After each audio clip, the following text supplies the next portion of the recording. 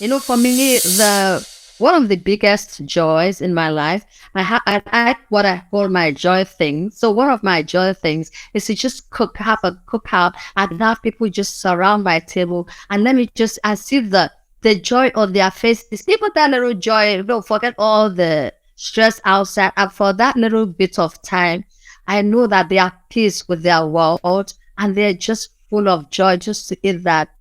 And then for them to wake up and just say, oh, wow, I know that is they're not flattering me. And they say, wow, that's the most amazing thing that I've ever had. I just know you're a food and cultural ambassador. And I am really excited.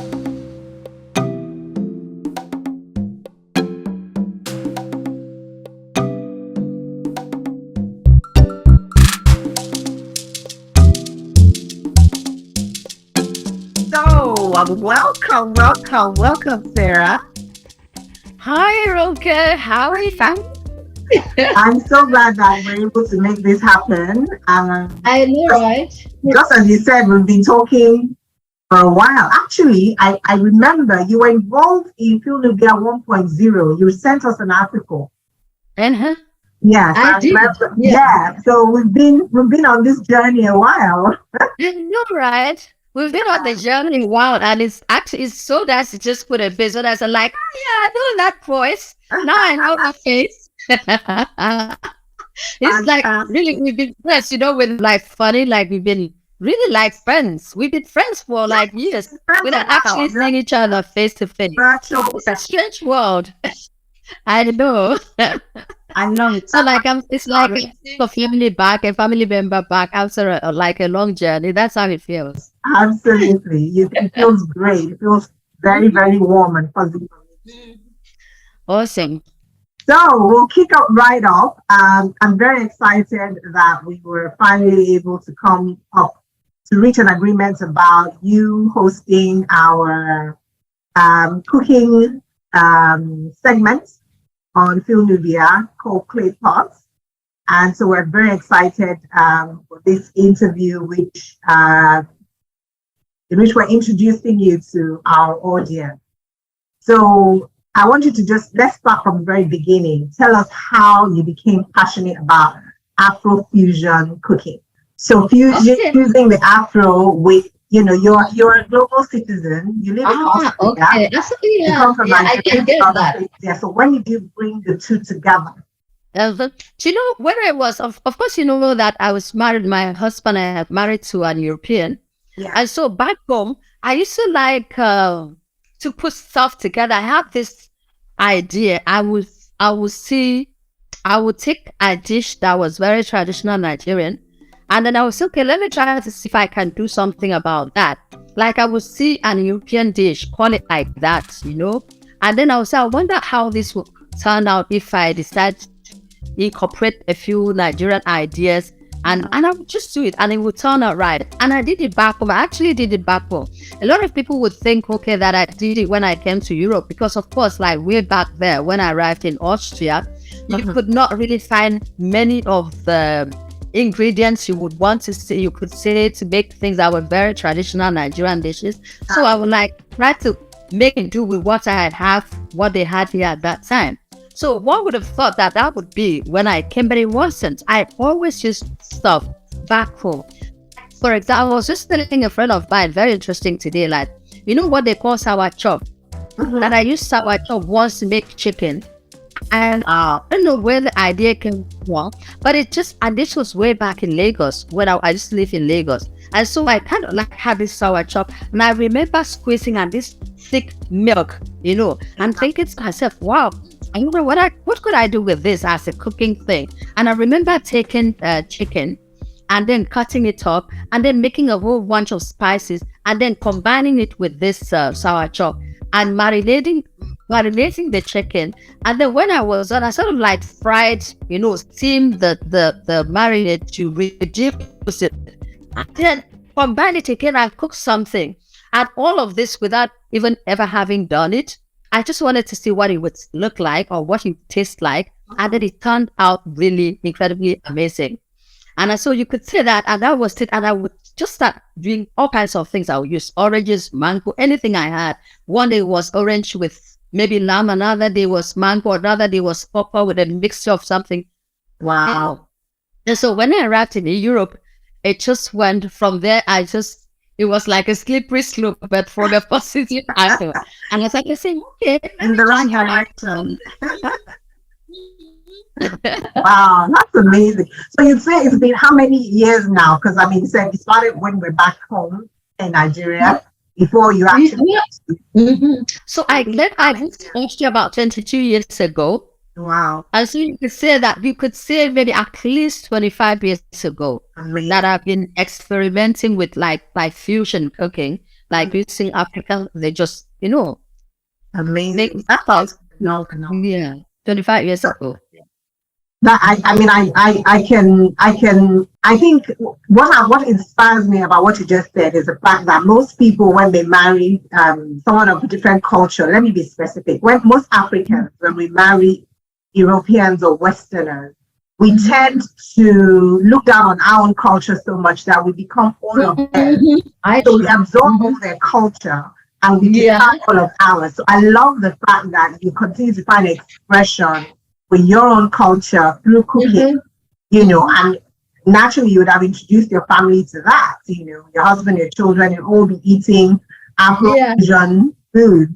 I'm so glad that you're bringing that up because, my kids were born in Nigeria, and of course they make parentage of point. Yeah. And I remember when you used to go to the village a lot. And I know that, to some people, I could say my mates in a way who were married to Europeans, and that they will go to the village and they will fill their cars and the trunks of their cars with all kinds of things that they're going for a week. And I'm going to ask you, don't they have food where you're going? And my kids, my husband, and like, if you could eat smelly cheese, why can't they go home and eat akara? And so I used to say, when I would take my kids, I will take nothing, really. My husband, and it also happened that my husband is a foodie. He loves food. And for me, it was very important. And really, I'm glad that you're raising this because I'm very passionate about my food, my culture, my everything. And food is a very big part of your culture. And I remember when my kids were growing up, we made a point of taking them to different restaurants every time to just try out something. And I used to say to my kids, you don't have to eat something if you don't like it, but you have to try it. Right. You can't just it's part of respecting a culture, having a respect for someone else's culture. If you walk into a place and someone presents something before you, try it. If you don't like it, find a way of saying, either you say I'm full or something. Refuse it, but politely. Because sometimes you see people, they present something before them. Maybe it's not something they're used to. And then they look at that food like, oh my God, what's that? And it's really disrespectful to have someone look down. People eat what they eat because of where they come from. And one man's meat, like they always, is another man's poison. And so if someone presents something that is precious to them it's precious, to you it might not. But find a way of refusing it, but even try it. So I used to tell my kids that you had to try something. If they went to a place and I present, say, Mommy, I don't like it. Have you tried it? So how can you say you don't like it? So I'll make try that. Yeah. So when we will go to the village and say, okay, we are going to the village there. In the village, akara and oge is breakfast, not cornflakes. And I will refuse spaghetti nowhere. When we go to the village, I will insist that we eat what they eat in the village, and we eat it with our fingers. Because I used to say, you know what? The Asians, they eat with chopsticks. Absolutely. And there's something about sometimes when people sometimes look down on African culture, and I really I hate that. So hate is a strong word, but I really do hate that. Because I used to tell people, you know what? If Africans were the ones eating with these chopsticks, people find a way to say, oh my God, these barbarians, oh my God, they can't even, they are using sticks. But the thing eating with chopsticks these days, it's gotten so well, so that if you go to an Asian the restaurant and you use, it's actually a thing of pride that you can absolutely. Yeah. So I'm thinking that in our culture, we eat with our fingers. For me, it's part of something that we should celebrate. So when I would take my kids to the village, and they will serve us, and they were running around to put fork and knives and all of that. I'm saying, no, no. What are you? I said, we are eating with our fingers because that's part of our culture. And so I did grow up to learn to appreciate. I said, plus it tastes better. Come on. When you like better, I mean, you dip it in that soup and you like, it tastes better. How I do, for example, again, if you're eating periwinkle, you're going to suck out the periwinkle. So what you take for, how do you eat that? So I let's learn them from the get-go to in the way we and appreciate the way we eat and honor the way we eat. And so it becomes something that it's just something that we do. So as now, and my kids to eat, people used to come home and say, how come they eat all of this? I say, because that's how I raise them. And when we come to Europe, exactly. So when we come to Europe, we can go, we eat our cheese, we eat our salad, we eat all kinds. But when we also go to the village, we eat our pounded yam, we eat our beef, we eat the whatever. You know, they eat what? And we respect, because it's part of respecting someone's culture in a sense. Absolutely. And it's part of tolerance, you know, when you raise a child to be tolerant, you know, that's part of it. Yeah, you know, I love that you're an ambassador for the culture. I love the fact that, you know, you're living boldly as an African in you know, and you know, so would it be right to say that your culture is really what inspires you to cook this way? You know, just that love for your culture and wanting to represent your culture and share it with others. Would that be correct? Oh yes, you know, here in Europe, I do these things. I pop with their work dinners. Even when I was in Nigeria, we were in Nigeria. It used to be that if people came to my home, when business people would visit my husband in Nigeria, if they used to say that if they didn't invite you to their home for dinner, it means you have not been to Lagos. So people really looked forward to my home. And it was from my home that they ate pounded yam. They learned what pounded yam or what fufu, whether it was amala. Like, I experimented with everything. Amala is not from my area, but even the amala, I raised my kids to eat that. I learned to cook it. And then, of course, they didn't know how to say amala. They would say, Mommy, I want to eat that brown thing.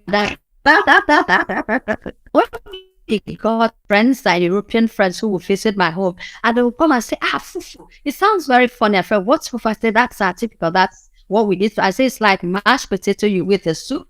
Yeah. And sometimes you'll come in here, the sauerkraut, that's an acquired taste. It's a little, I succeed. Just try it. So even when I do when I go network dinners, say, at my table, you will find pounded yam with you will find egusi with what? And people will say, okay, then try to describe it. And I will describe it to them. I'll tell them what it is, why we eat that, how I make it sound so sexy. Yes, food can be sexy. I think that food sounds so sexy that friends that I have here, I have quite a lot of international friends for obvious reasons, that friends that I have here, they look forward to eating African food in my home.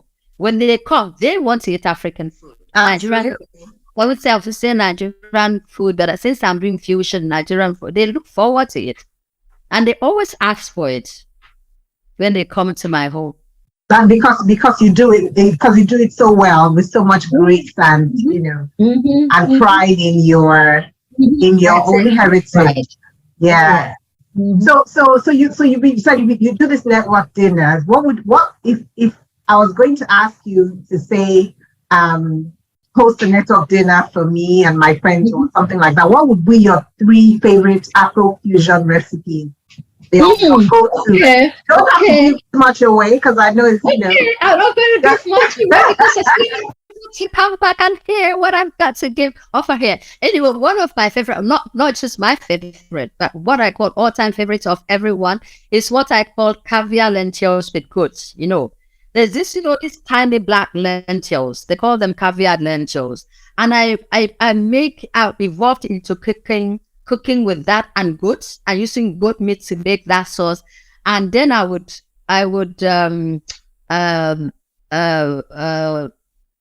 palm oil.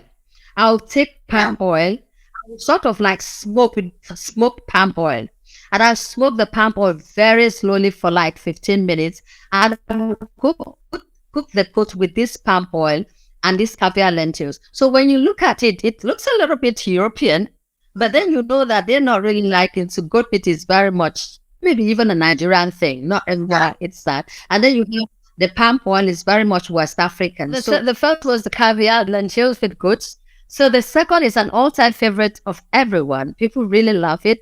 And that's the Nigerian brown beans, the honey beans. You can use honey beans. Yeah. And then I use sweet potato and carrots and a little bit of coconut cream.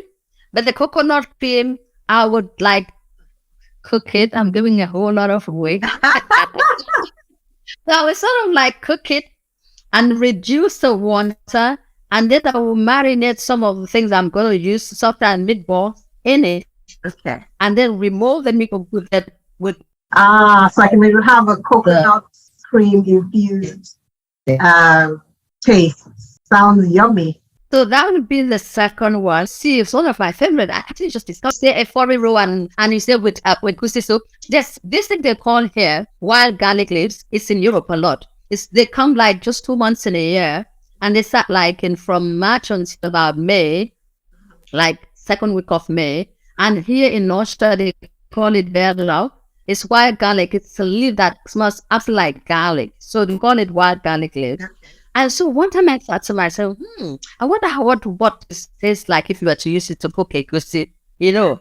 And I just went out, picked this thing from the bush, and I brought it. And then I did it. And I called people and I told people, I'm going to try something different. I called friends. I said, just come. And a cousin of mine was visiting from home then because she works with nuclear energy. So he came to the UN to do something. So I just called everybody. I said, I'm trying something else. Come. And I cooked this. And I tell you, it was just amazing. Even I was like, oh my God, wow. You know, and it was fantastic. I thought, who would have thought, you know, and everyone ate, and they took so much away. And then I realized there's more to be done with this wild garlic leaves. Because with this wild garlic leaves here, you do a lot of pesto with it. I do stir fries with it.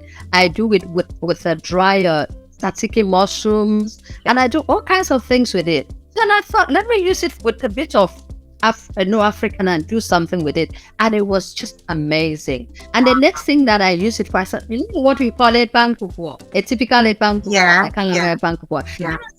And I wrapped that, let's see. And I wrapped this, and it was also amazing.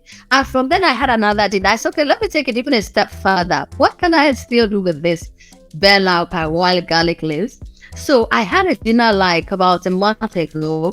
So I decided to go a different route. I said, bring a little bit of European and all of that. And so I got carrots and courgettes and sweet potatoes.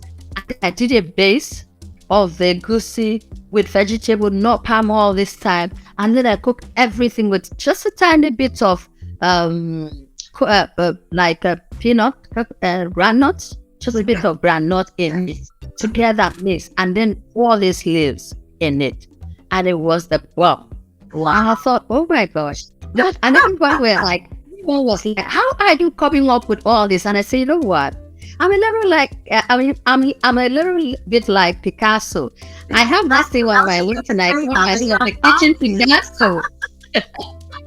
I call myself the kitchen Picasso, you know, because Picasso used to say, when they ask him, how do you come up with all of these colors that you know? And he said he doesn't just sit down and think, okay, tomorrow I'm going to use yellow or red. That when he's starting anything, anything. Yeah, if I don't see, you say, if I have yellow, I use yellow. If I have blue, I use blue. So it wasn't like a conscious thing like today I'm going to use blue. So that's why I started calling myself kitchen Picasso, because in my kitchen, when I come into my kitchen, I'm not coming in thinking, you know what, you need to have this today, Sarah, I need to have. When I come in, anything that I find here, I use it. I always make amazing meals with whatever I have. And that's why I call myself the kitchen Picasso. You are the kitchen Picasso. So after this recording, when did you decide to sort of turn it into a kind of business, a brand? When did you start saying, there'll be something here let me, know my recipes. Let me share it with the world. Do you know, when I was in Nigeria, I used to have something that I called hot pot. Actually, I was one of the first who started that. Well, and the idea was that there were a lot of these young corporate people, especially in the banks, and they wanted to have very good meals. And you know how the bank was, I don't know how it is still in Nigeria now, but in those days, a bit, not so much far of that whole. But anyway, in those days, they will go to work. They had to get to work of the traffic. They will live on that, and a lot of them ended up home at 11, and they just wanted a good meal. Some of them were married, young married people. They wanted their family to have good food, but they could not, they didn't have the time. So I said, so I said, let me try something. So I called myself Hot Pot, and I started this way. I will cook. People order. I had a list of certain things on my and people order it, and it was in a pot. So it was like having a pot of soup, well, pot of whatever and then I'll put it in a set pot and deliver it. So it was a sellout. People loved that very much. And that was just before I moved. And so when I came here, food has always been my thing. It was a big thing in my family. My father was a foodie extraordinaire. Like a lot of people used to think, most people think I learned food from my mom. Of course, I learned from my mom, my grandmother, the amazing, grandma's cooking. But the thing is that I actually learned cooking, the love of food from my father, all of us children. My father would do stuff with food that was just like mind-boggling. And like one of the things that my father used to do, we don't even have time to go into that, but it's something that is it blows the mind. Up to today, we're like, where did that come from? And that's how I knew that all you need is a little bit of imagination. You can cook. If you have a love of food and you have a bit of imagination, you can create amazing things. You just have to let go. Just like I say with everything else, you should not be afraid to try stuff out. Right. And if you try it out and it doesn't work, so what? At least you try. But if you're going to say, I don't know, how will I fight? No, I don't want to put that. What if it doesn't work out? You will never produce something amazing in the kitchen. So you just let go. Let go, just flow with your imagination, and like amazing things come out of your kitchen. And so that's basically how. So if I was going to, I would say I already have 2 tips from you about cooking. First, about food. First, always be willing to try something, which is what you used to say to your children. And 2, don't be afraid when you're cooking. Don't be afraid to experiment. To experiment, fantastic. Would you like to add a third tip for people who might be curious or afraid of, because I know people, they have to have the exact recipe book, they have to use the exact measurement, and they have to cook it. So they need to know how many minutes do I put the salt before I add this and that, What would you say? What would be the third tip? The thing is that there's certain things that you have to understand the base for.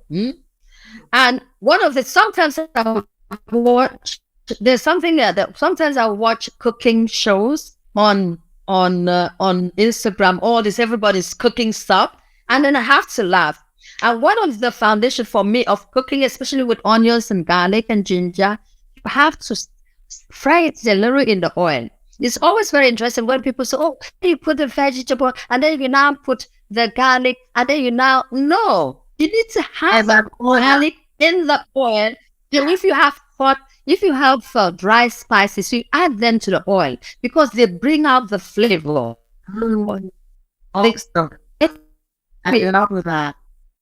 Especially sauces that stew. You need to start with the onions. Fry it gently. Don't burn it. Fry it gently until the flavor seeps into the oil. It gives it a taste that's just really out of this world. And then another thing where you were saying, okay, people say, what can I have? Again, don't be afraid to experiment. Look around things in your kitchen. Put things together. Like, you'd be amazed. What? If back to what I was talking about, this white garlic leaves. Do you know what I did with one day? I said, what can I do with white garlic? I had them in there. I picked them a lot, cook, and I still have something. I said, okay, what can I do with this white garlic? Do you know what I did? I took flour, just ordinary flour that you cook stuff with, and I put it together. I mix it like I was going to make cake, a little bit, not with sugar and all that. I mix it with coconut milk. Again, I'm giving something out. And then I make water and put a little bit of palm oil in it and cook with water like I'm cooking sauce and put my fish and steam stuff. And then I drop, when everything was cooked, like almost like pepper soup, I started to take this and drop them like little bits of dumpling. This is just flour. I just started to, so it became like a dumpling thing, like a sauce. And at the end, I just poured in my one garlic leaves, and it was a beautiful meal, healthy meal, and just tasted so amazingly. Oh,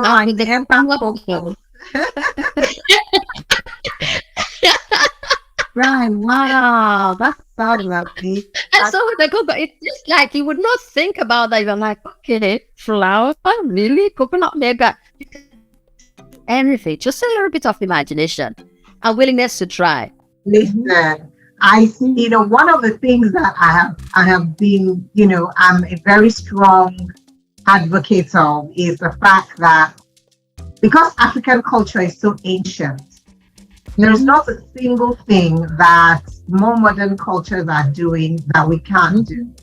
So when they talk about good cuisine, there's no reason why African food cannot be good cuisine. We just need someone like you who's got the passion, who's got the outlook, and who's bold enough to just try mixing, this mix of cultures and flavors, and who doesn't follow the rules, to take us there. And I really think that with you maybe teaching others, starting classes, you can start an Afro-fusion cordon bleu equivalent, and teach, classes that would really help to elevate African food.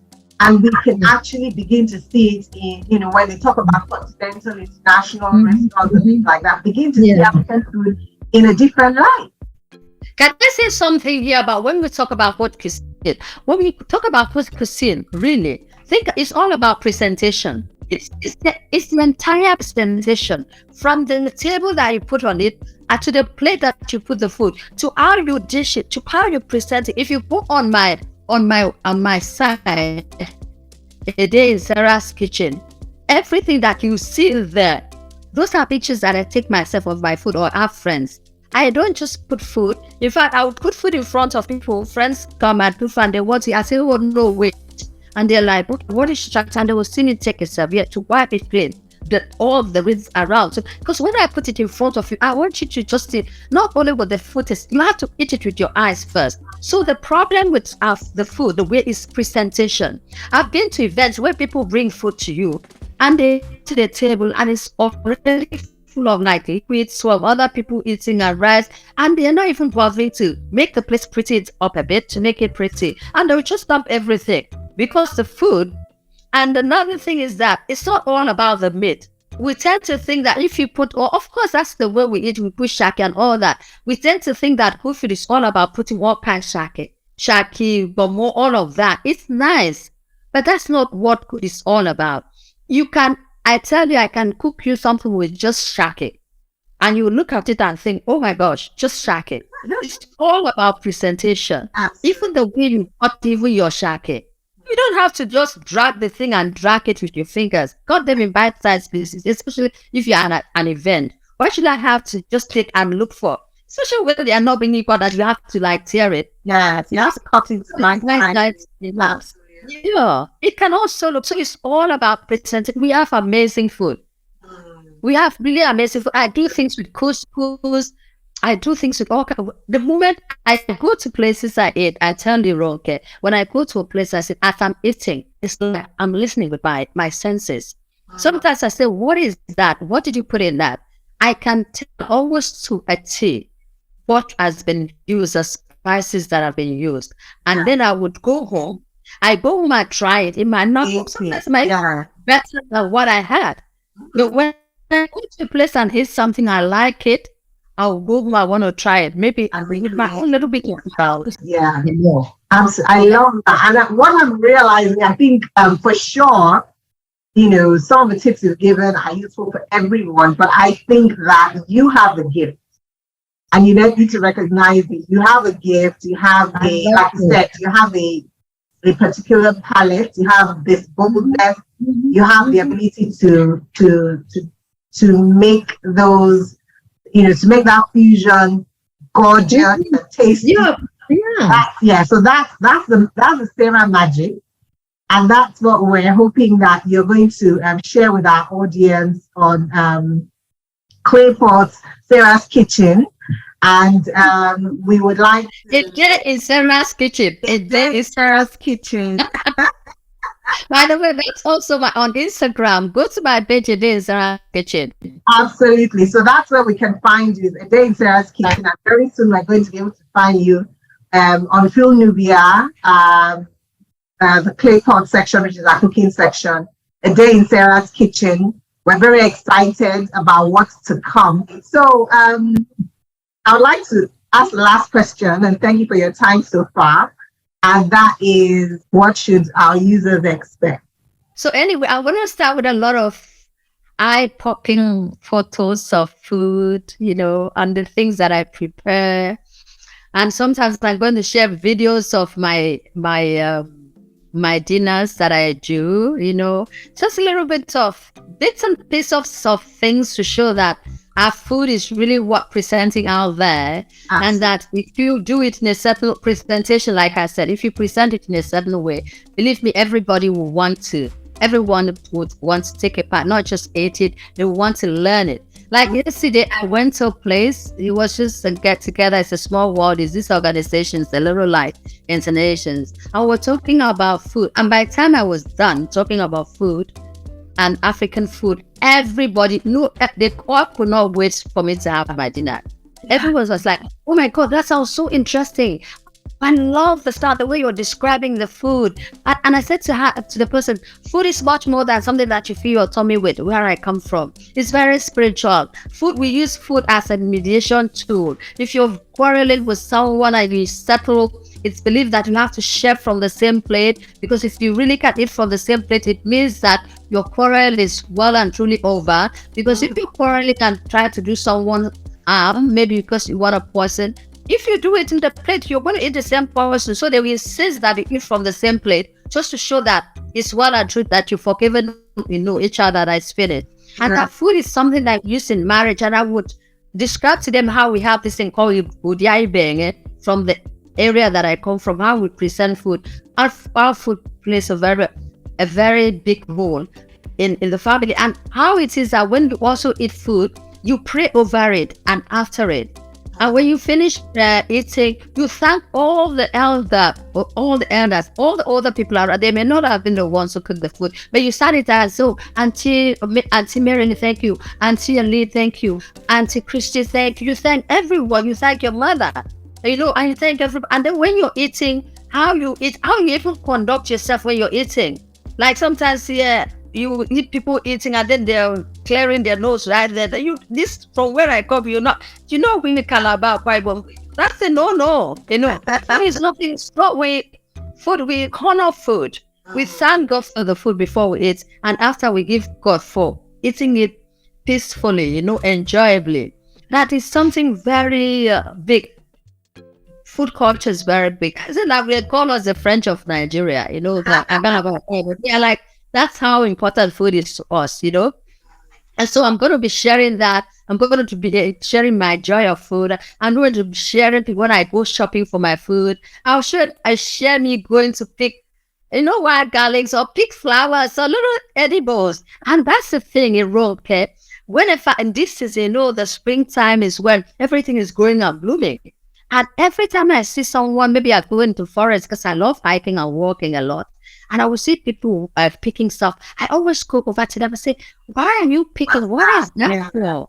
And they will they can see that I'm really interested. I will start to, that explains to me. Like I went the other day, someone was explaining, I saw what they were picking this leaf that they screw everyone. I said, what is it? And they will say, that we use it to cook. It's good for this, good for that. And then they say, the woman said, I even boil it and used it for my hair. Do you know, I took some of this thing right there and I got home and I put a few things together with my own research and made hair tonic. Wow. Hair tonic that someone came in and I gave a bottle also to they were like, this is really nice. Where did you get this from? So I do stuff. It's a holistic thing. Uh-huh. So it's not just food that for the tummy. I just natural things that I find that nature has given us in abundance just to create things. So I'm going to be doing that. I'm going to be going in the bushes. I'm going to have a bit of picture of what I'm doing and post a bit of clip. I'm going to go to markets and show you me. They're cutting my meat for me, preparing me cooking. It's a joy. It's going to be a joy journey. I hope that all the audience will watch it with me, because I enjoy food. I just love to feed people. I like to see the joy on people's faces when they eat, and I know they really like it. I'm going to be sharing bits of that. So in my kitchen, I'm very like a little flighty, like a little girl, because it's such a joy thing. So they're going to be seeing all that. I love that. I'm looking forward to actually physically, spending a day in Sarah's kitchen someday. Oh, yeah. And sorry, I know. I was going to say they can get to join me that, because sometimes they want one-on-one teaching them a particular fantastic dish that one of those days you have guests, you really want to do something that is so wow out there. So I can teach someone one-on-one, like I'll walk through with you on Zoom, like I'll pick it and then work with you one-on-one to produce something amazing to wow that special someone. Oh, please. Wow yourself. Why not? Why not? The most from yourself. Why not something to wow yourself? Absolutely. Right. Absolutely. That's what they're gonna be seeing. Wow, it's been such a joy to speak with you. I'm so excited. I'm really looking forward, and I'm sure that all of our users and viewers are going to enjoy a day in Sarah's kitchen. And I want to really thank you for your time. So thank you very much, everyone who's watching.